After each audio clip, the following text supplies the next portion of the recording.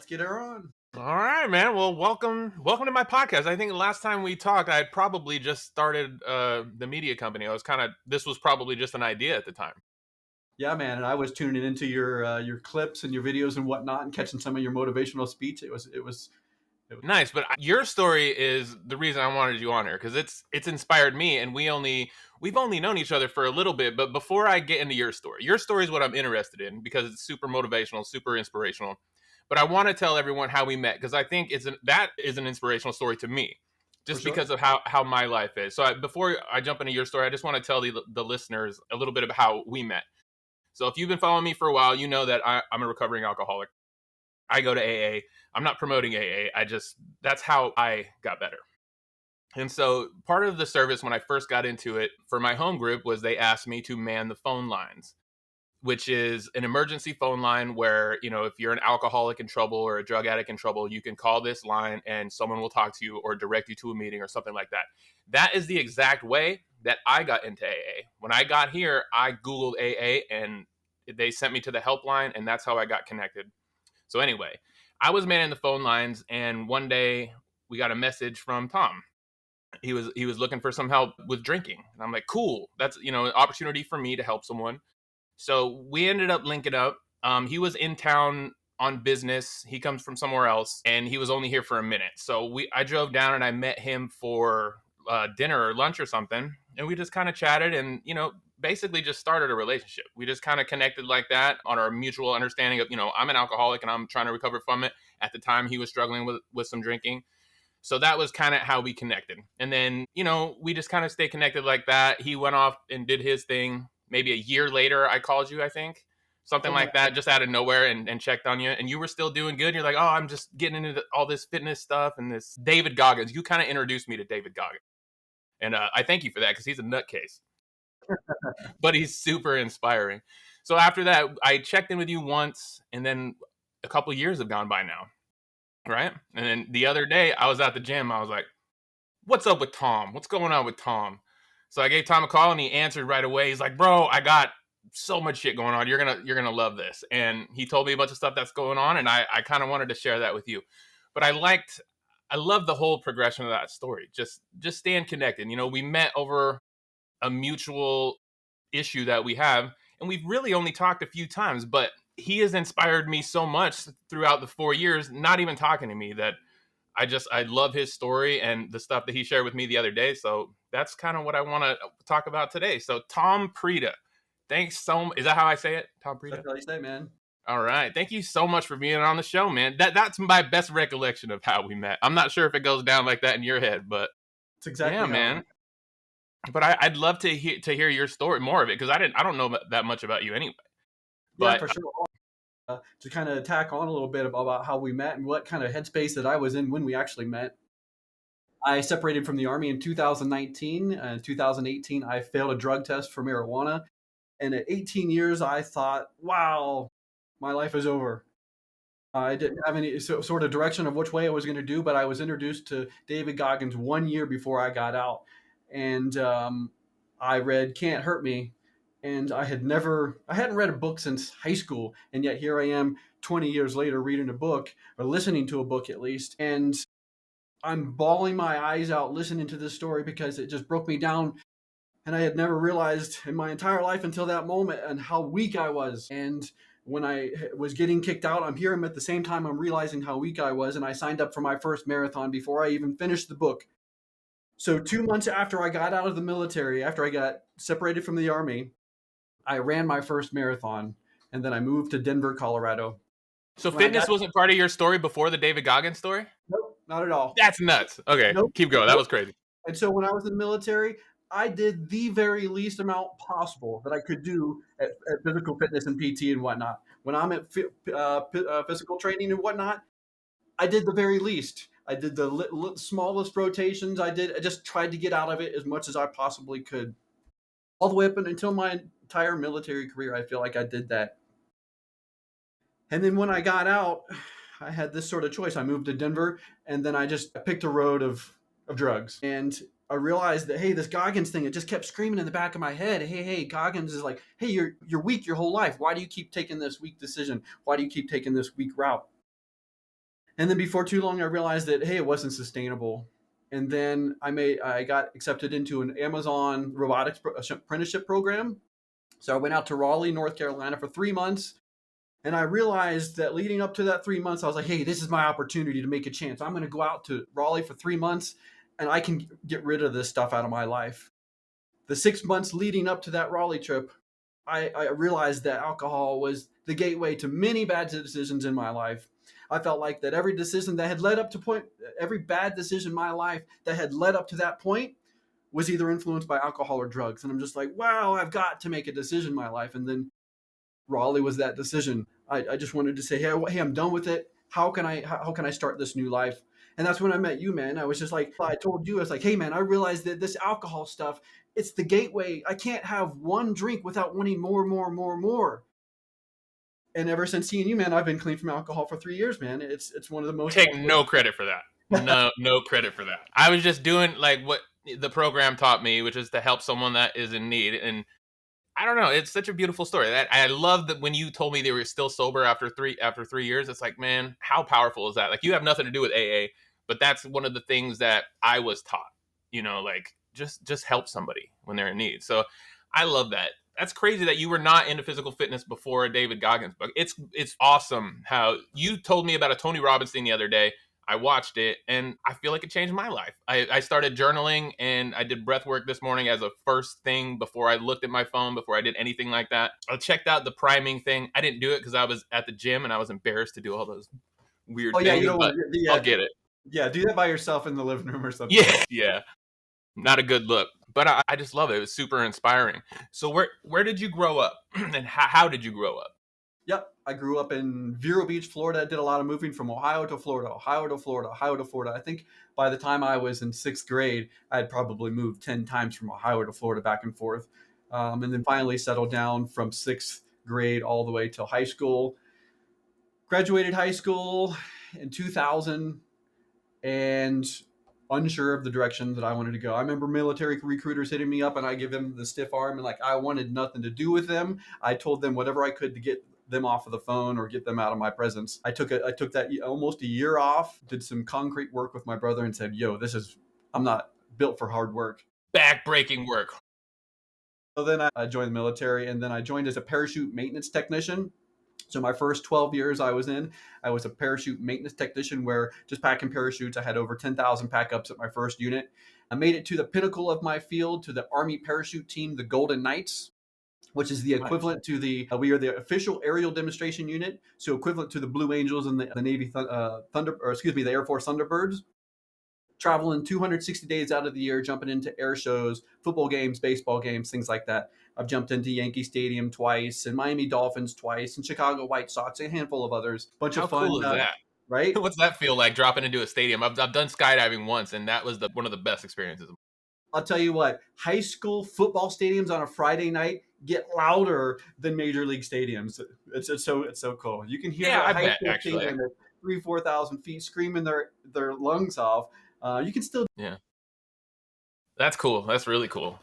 So you didn't do drugs until you got out of the military, No, or was it during?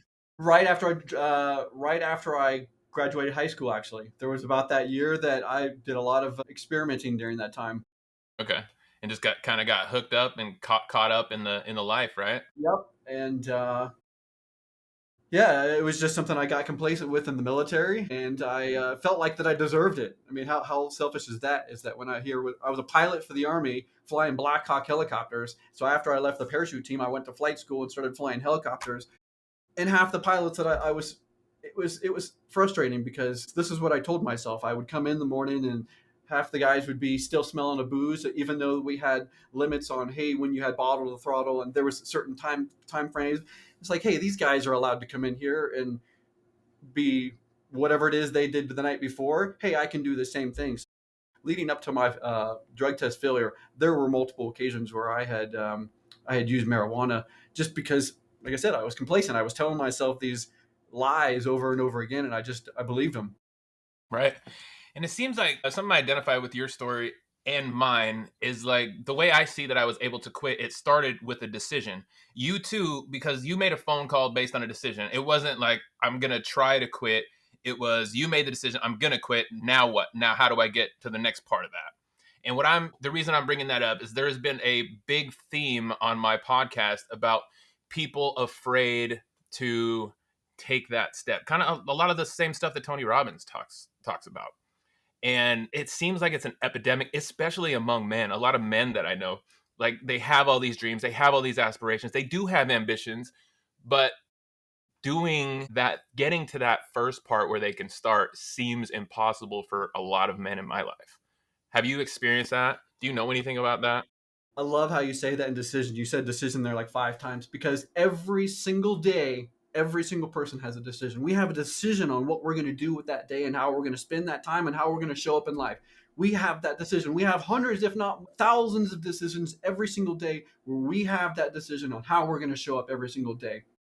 We all have excuses that we can take and say, I can't do X, Y, and Z because of excuse A, B, and C. We all have that ability. And it's so easy to do that. I can just sit back and do nothing, and I can complain about all the things in my life, and I can have all these excuses. Oh, I got kicked out of the military. I wasn't good enough. I have all these excuses of things that I can do. We all have them. We all have these excuses.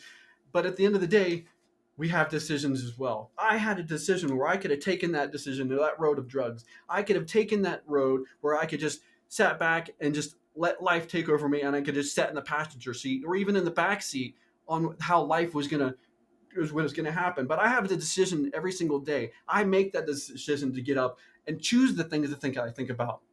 Choose what it is that I think about. Choose the task. Choose the suffering. I choose my suffering. So when life punches me in the face, it's just kind of like, what? This isn't suffering. This is life. I chose this. I wanted this. Yeah. Yes. So with the Goggins thing, it's like I choose my suffering every single day.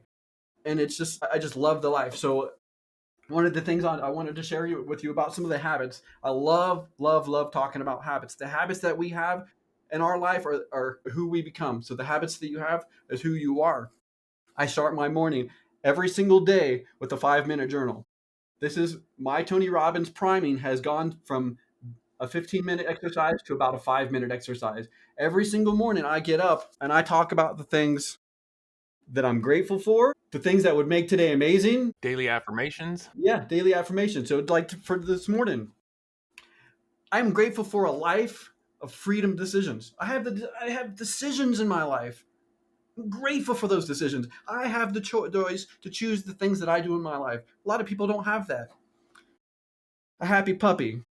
My dog makes me smile every day. I can't. I'm always grateful for her. I want to point that out. That some people may say that that's a little thing, but this is the habit practice. This is the practice. If you can get in the habit of noticing everything and trying to put some gratitude on it, it does change things. I'm not saying I'm an expert on it, but I just wanted to add that to what you were saying. Yep. And then like those that want to listen. I'm grateful for those that want to listen. I was so fueled about our conversation that, hey, you want to listen? I'm grateful for the people that want to listen to this sort of stuff. Another thing that I do every day, this is my habit tracker. I track my habits every single day of the week, every single day of the month. And let me talk to you about some of the things that I track and why these things are so important to me and how they make me. First thing, journal. Did I touch that journal? Set priorities first thing in the morning. When I set priorities, it's your brain wants to feel accomplished. If you have all these aspirations and dreams and all these things that you have that are just somewhere off in your mind, and you don't ever put it on paper and say, hey, I want to accomplish these things, it's always going to stay out here, and it's like it's going to be a figment of your imagination that never comes true. So I want to feel accomplished with the things that I do in my life, whether it's just picking up a phone call and calling the movers or something like that. Physical fitness. Non-negotiable every single day. Non-negotiable every single day. I don't give myself an option to have a discussion with myself whether I'm going to do physical fitness or not. It's just something I do. It's who That's I important. Am. That's another decision. You've already made the call. Like, I'm doing this every day. It does not matter. Yes. Does not matter. Yep. Doesn't matter my condition. It doesn't matter how tired. Excuses. Yep. Emotional state, physical state, anything doesn't matter. If your arm is broken, your leg is broken, you can still go do some shoulder work. Yes, There's some stuff. I love that. I want to get closer with audiobooks and professional development programs. So all I'm requiring to get that little bubble is 15 minutes. So if I put on a audio book or Tony Robbins or whatever, 15 minutes I get to fill that bullet in. My 10,000 steps. And here's where it gets really fun. I have a bullet here that says, enjoy the presence of people. That means that I just get out of this house, get out of my apartment, and I go walk downtown in the city, and I enjoy the presence and sociality of other people. I don't have to necessarily communicate with them, but that's where my next bullet comes in. Do a kind act for others. It is a thing for me where I want to do at least one kind act for somebody else every single day. When you go through your life and you go through a day like, oh shit, it's 5 o'clock in the afternoon and I haven't done a kind act for somebody, and you're trying to do something really nice. If you start your day out trying to do something nice for somebody, you would not believe it comes back to you in tenfold. You're trying to do all these nice things for people, and it's like, hey, I'm not doing anything nice to you yet. I'm trying to get an opportunity to do something nice for you, but you keep doing something nice for me. It's amazing. Give me a chance. Let me help you Right? out. It's Yeah. amazing. And I like to read a devotional and a stoicism. So I'm reading a 365 devotional and a 365 stoicism by Ryan Holiday called The Daily Stoic. Amazing. And then I like to at least say one prayer. I want to put it on paper that I at least say one prayer to my greater power. And right now, something about physical attributes. I want to floss and mouthwash, because if I don't put it on here, I won't do it. If I don't put it like, that's so, self-awareness, right? Like, yeah. if you know that about yourself, you should probably write that stuff down. So these are my daily habits. These are the things that I do, and this is how I track it, and this is how I feel better about my accomplishments, and this is how I turn towards tomorrow and say, okay, what else can I accomplish tomorrow? I did all this today. What can I do tomorrow? Right. I want to say this about journaling too, because journaling was a huge part. When you met me, I was heavily journaling up until the last year. When me and my ex got back together, it kind of veered away, so I stopped. But here's what I noticed when I stopped. My life, I wouldn't say, well, no, it did kind of fall apart. It fell apart. But the reason it's not because of journaling, but the reason it is relevant is because when I'm journaling, the way that I journaled at that time, I would have a constant list of everything that I did today and what I wanted to do. So when I'm writing the next one, I am looking back at that other one. Oh crap, I didn't do that thing. Or I did do that thing and I have a moment to be proud of myself. Like, I did accomplish my list yesterday. Now I celebrate on purpose, like very intentional. You have to, pat yourself on the back for things that you do good, but try not to punish yourself for things that you do wrong, Very much That's so. just something I want to add. I love that out there on an accomplishment of the list. There is, I actually had a buddy call me and he was all over the place, and I was like, well, first, bro, what's on your list? And he started naming off all these things. I'm like, can you complete any of those things today? No. Okay, then get them off your list. Let's first start with things that you can complete today. Realistically, right? Right? Yeah. Let's start with something super stupid, simple, easy. I mean, when this is starting, like if you were to this list right here would probably overwhelm a lot of people and give some people anxiety, like, oh my God, you do that many things in your day. It certainly did not start from this. It just started with, hey, can I just sit down and just journal? I mean, it didn't even start with that. Hey, can I just put this thing in my hand 30 times a month? Right. And then you just build and build. That reminds me of my workout journey. When I first started working out 3 years ago, I would go sometimes, like I would have so much anxiety just going to the gym, feeling that I would be unaccepted by people at the gym, that I would pull up and just sit in the front and then leave. Like, I wouldn't even go. Sometimes I would go in and just walk on the treadmill for 5 minutes and then leave. Like, my entrance into the fitness world was so slow. It took me about a year and a half just to get all the way in and start working out like a normal person. So, like, the journey of changing is very, very small steps, small habit changes, in my opinion. Yep. And I say that the most important moments of any activity is the first 3 minutes, especially if it's something you don't want to do. If you don't want to go for a run, you don't want to go for a gym, and you don't want to do any of that stuff because you're going to have that discussion with yourself every single day. I don't want to go for a run. But if you actually get off the couch, start walking over to the front door, grab your shoes, sit down, we're already at 30 seconds right there. The 3 minutes started the second you stood up from that couch and said, okay, I'm going to commit to this thing. Those first 3 minutes from the time you stand up and you walk over and you lacing those shoes up, those are the most important 3 minutes. Because after you put those shoes on and you walk outside the door, everything, you've showed up. It's already been made. The decision's already made. You're there. You're there. Now the decision is, how am I going to show up? Am I going to show up like a slug and just continue this thing? Or am I going to snap out of it, set the world aside, set my life aside, set electronics aside, get life aside, and focus on me? I like to look at this thing as, you got to be a little selfish to be selfless. Let me Amen. go over here and do my thing. Let me do my thing so I can come over here and give you all of me. I want to be selfish to be selfless. I want to give you all of me right now, everything. Love But that let me go concept. here and do this. Absolutely. That's very necessary. It's kind of the same concept of when you're on an airplane, your mask drops. They say, put your mask on first before you try to save your kid, you know? So, yeah, I get it. Hey, I wanted to share my journal entry from today just to kind of give an example to the Yes. listeners. Hey, if you guys made it this far in the video, please hit subscribe and let us know what you think in the comments. You know I do a lot of political stuff most of the time, but this story that we're sharing right now is the reason I started this media company and this podcast, is to share motivational stories, inspiration, that kind of stuff. Because that's the road I'm on, and I want to give that to as many people as possible. So hit subscribe. Let me share this journal entry with you. And I talked to myself this morning. I said, "Good morning, Chris. I had some good sleep last night, and I'm grateful. Thank you, Lord, for my businesses, my work ethic, my family, my apartment, and the fellowship of AA people. Thank you for letting me meet with Quintus yesterday. It's a friend. I will approach today with kindness, love, empathy, and treat everyone I come across with respect. I will find opportunities to make money for my family and dig myself out of this debt hole." A little too much information, but hey, it's my journal. "I will be helpful to my community and my family. Thank you, Devin, for how this music goes when we do it. Today, I will follow up with some work stuff for money. Thank you for allowing me to meet Tom." Oh, I thanked you in there. "I still don't know where this is headed, but I want to find out. Thank you for letting me be here for my daughter and her family. Thank you for the program. Thank you for my drive and ambition. Please help me see things clearly and make good decisions. Please allow me to be the financial freedom for my family. I pray for the strength to dream big, the perseverance to try again, your comfort when I don't succeed, and your graciousness when I do." So was just my journal entry today. I'm not going to Dude, share all of them with you, but just as an that's example, I think if you hear an example, it'll be more motivating for you to do it. very much so. And I just love the vulnerability. I love the adjectives one after another in there.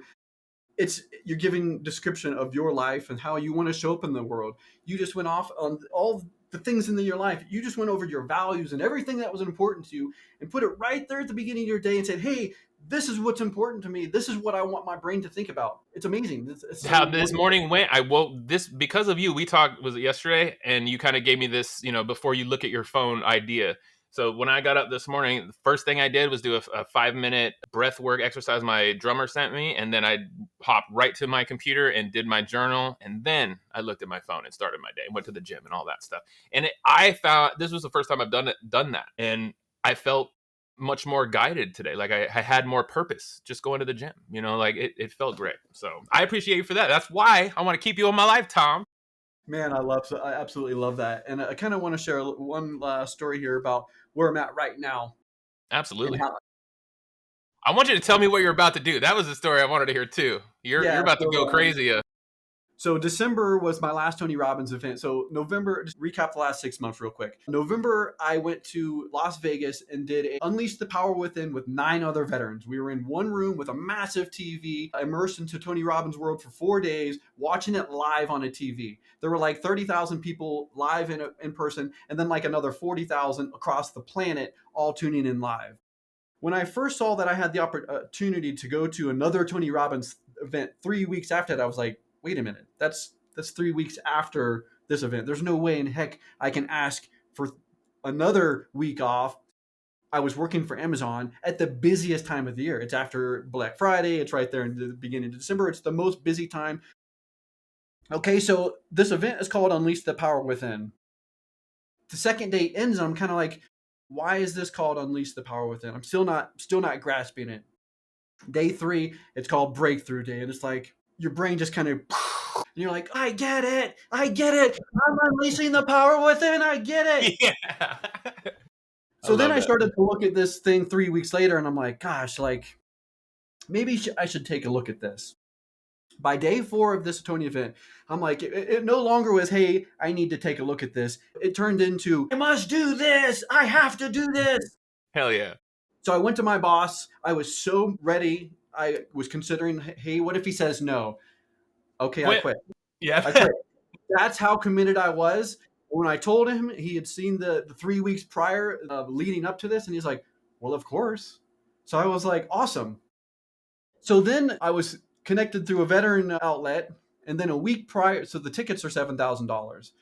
A week prior, it's 6 days as well. It's only 6 days, and it's $7,000. And then I get a call from Tony's crew saying we're going to comp your ticket. Oh my God. So then I get to go for free. What? And then I stay with a friend from high school 20 minutes from the venue. Even more mind blowing. So I left a date with Destiny saying, this is so amazing. How do I give this feeling to other people?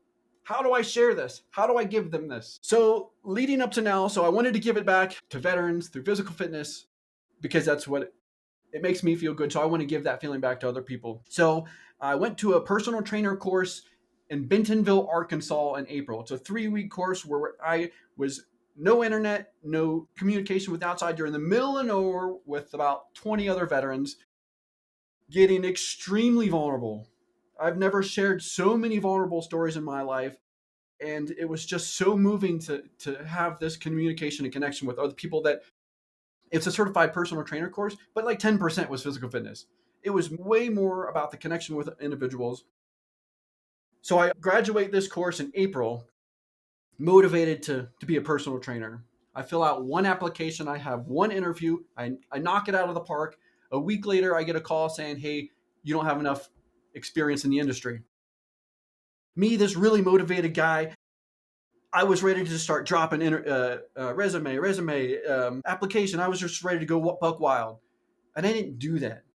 I sat on my ass for 3 weeks and did zero, did nothing. And I kept thinking about these trips that I wanted to make overseas that they kept getting canceled. About 5 years ago, I made a commitment. I want to get out of the country once a year to go do an ultra marathon on somewhere on the planet I've never been. I've failed that 2 years in a row because of whatever excuse it is that I can continue to tell myself, whether it's life or job or family or whatever. These things keep getting canceled. These things that I made a pact to myself that, hey, this is how I want to live my life. I want to get out of the country. I want to suffer in an ultra marathon in a part of the planet that I've never been. Why is it that these things keep getting canceled? And I look around my apartment, and I have a 2-bedroom apartment just filled with stuff, couches and desks and beds and dressers and tons of stuff. I'm anchored by all this stuff. So after sitting and doing nothing for a month, I decided, you know what? I'm going to live my life. I'm going to sell everything. I'm going to put everything in storage. I want to keep some things. I've got a grandfather clock. I've got a nice bedroom suite. I've got this awesome desk and all these computers and all my DJ equipment. I'm going to save all my electronics, putting everything in storage on my lease ends here in less than 60 days. We're talking about 50 days now, putting everything in storage. I'm going to a follow-up course of the Certified Personal Trainer course in October. So it's a 3-week integrated health coaching course. So I want to launch with that mindset of being a health coach. Nice. And then I'm going to launch from Travis Air Force Base around November 1st. Use the military space aid benefits to get me as far as Guam. I'm going to get to as far as Guam, and then I'm going to hop on over to Malaysia. I'm going to start at Mount Kinabalu, and then I'm going to end the year with about a 5-week Muay Thai training course in Phuket, Thailand. So I basically have the end of the year planned, but nothing. I mean, I'm on zero timeline. I know that I want to go to Laos and Cambodia and Vietnam, and I have all these things that I want to do and see. But I'm going to be like here a week, there a week, 3 weeks there, 2 weeks here. It's just, I don't have a plan. And this is it's like I've failed at living my life. And it's like, screw everybody else. I'm going to make this leap and just do whatever the heck it is that I want to do. And at the end of the day, this whole thing is for training. I have dreams of one of the hardest races in the country. It's called the Leadville 100. Talked about in Born to Run, and also David Goggins' newest book, Never Finished. This is my Rocky for Russia moment. I want to go to my Tell own me about place. the race. What makes it so hard? Okay, so Leadville 100 is very well known. Like I said, it was in Born to Run. It's 100 miles. It's a 50 miles out, 50 miles back.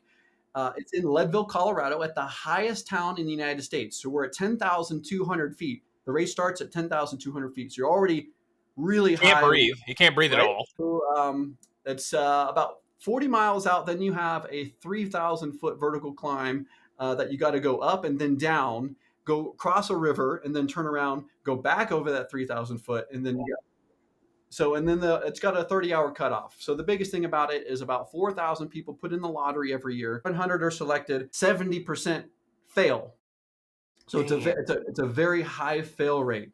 And I'm glad. So I've been in the lottery the last 3 years, and I have not gotten in the lottery. And I'm so glad that I haven't, because I don't think I would have. I probably would have been in that failure rate. Because my last K, I did 100K last year in Oregon. That took me 17 hours and 43 minutes to complete, which was 62 miles. And at that pace, I think that I could have completed it 100 miles, but I don't think I could have completed it in 30 hours. It is very hard for me to fathom anyone running 40 hours. What does that really look like? How do you go to the bathroom, eat? Like, what does that look like? Yeah, man. So the last one that I did, I had 5 stops, and that's almost 18 hours. And those 5 stops are any range anywhere from about 4 to 7 minutes. There's 3 things you're looking for. I want to get clean. Clean your face off, clean all the sweat, refuel. Whatever the fuel that you have on you, it needs to be replenished. So you need more Electrolytes. fuel.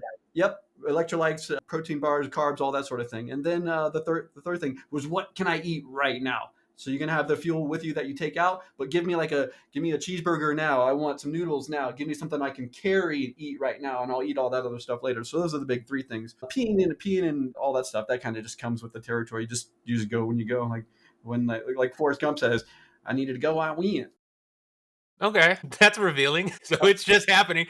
You see a field full of marathon runners. All I'm going to think is like, they all shit their pants, all of them. Dean Karnazes, he's a famous ultramarathoner, and he talks about just kind of like angling his body and still running and still peeing. Okay. He doesn't even stop. He says he doesn't. He's like, I don't even get it on my legs or my shoes. He's got the shit shimmy. He doesn't even slow down the run. That's it. That's awesome. When's your next big one? Okay, so I'm running the Boulder-a-thon on September 28th. So I'm about 6 weeks out from my next marathon. So my first marathon was in 2019. I've ran many marathons since then, but they're all training runs, or they're part of an ultra run. I haven't actually said out, hey, I'm going to do a marathon. I did the Leadville marathon last year. That's separate. That's a trail marathon. So this one's road. So I'm actually trying to PR. I've never ran a sub 4-hour marathon before, which is a 9-minute 6 pace. So per mile, 9-minute mile? Yes, 9 minutes 6 seconds. That's a good clip. So I've never done that before. This will be the test. Are you well trained? How much are you running every day? Right now, I'm in a build phase right now. So I'm running about 25 miles a week right now. So that'll increase. And I'll probably do, my biggest run will be about 2.5, 3 hours. And that will probably be in about 3.5 weeks. That will be it. And then it'll start to be a taper. So when you do a run, like a 3-hour run, you train for it. But after the run, can you run again the next day? Or what's your recovery look like for running?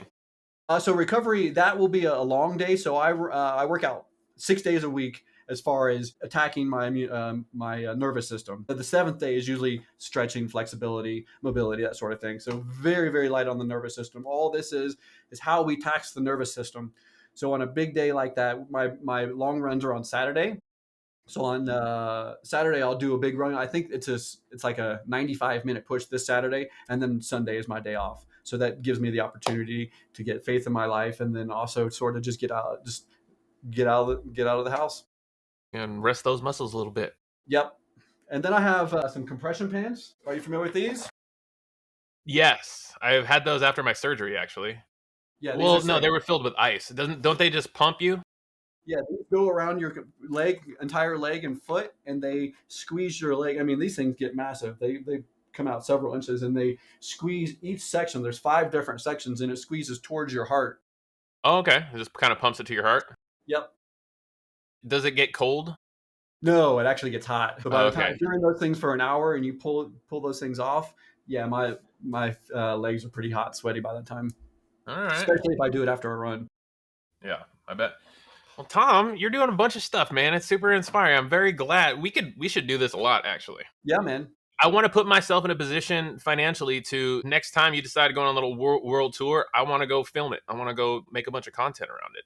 And then Let's we do could it. also podcast about it. I mean, I see a lot of cool creative opportunities in our future, man. And I'm glad Okay, I'm glad you were able to stay connected. so I'm going to put you on the spot on your podcast then. So next August is Hmm. Leadville 100. This is good. This is the biggest moment of my life. This is literally going to be the biggest moment of my life where I'm going to show up. So I'm looking for 4 people to run the last 10 miles, the last 40 miles. So I'm looking for 4 people to run 10 miles each for the last 40 miles. I can run 10 miles, or in a year I can. And just think about it too. That 10 miles for me will be extremely slow. It'll just be, hey man, just keep moving. Let's keep moving. I can't imagine what sort of condition I'll be in at that moment, but Well, I'd like to try. Where is it? Leadville, Ohio? Leadville, Colorado. So yeah, so you were just saying document, if you wanted to document something, that I would do. absolutely, August. there will be camera crews galore out there. That's how popular this is. There will be, I would say, half the runners will have camera crews. Yeah. Well, that'll be cool. Can you bring drones out and that kind of stuff? All right. Yeah. Well, let's plan on that. That'll give me a goal to work towards and Yes. save up for a little trip to Colorado and come support my homie. Yep. And you were also asking about next event. So that next event is the Boulder-thon here in the United States. But man, when I looked at the marathons and 50Ks and ultra trail races across all those Asian countries that I want to go to, man, they all have them. They all have them. So I'm going to be doing, I think that's the deal, is I saw some flights that are like 10, 15, $20 just to fly from one country to the next. So it's like, shoot, I could Dude. take a weekend Yeah. trip to go to run a race or something like that. Yeah. Hell yeah. All right. You want to say anything else to the almost above average crew? There were 2 things. I thought about 2 mottos or 2 things that I like to say in my life. And it's better to be a warrior in the garden than a gardener in war. Meaning, be dangerous but disciplined. Dangerous but disciplined. Be a bad mother, but be calm. Be peaceful. Be kind to yourself.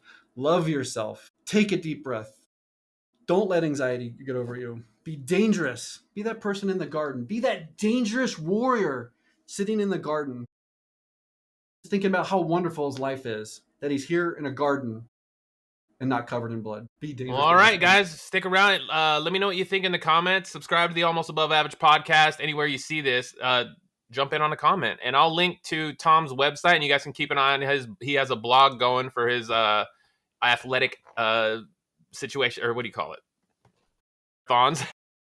So check it out. I'll link to him in the show notes. And thanks a lot, Tom. Let's stay connected, and we can do this whenever you want, man. That was super motivational. I hope the people like it. But yeah, we'll see you guys next time. My pleasure. Let's do it anytime.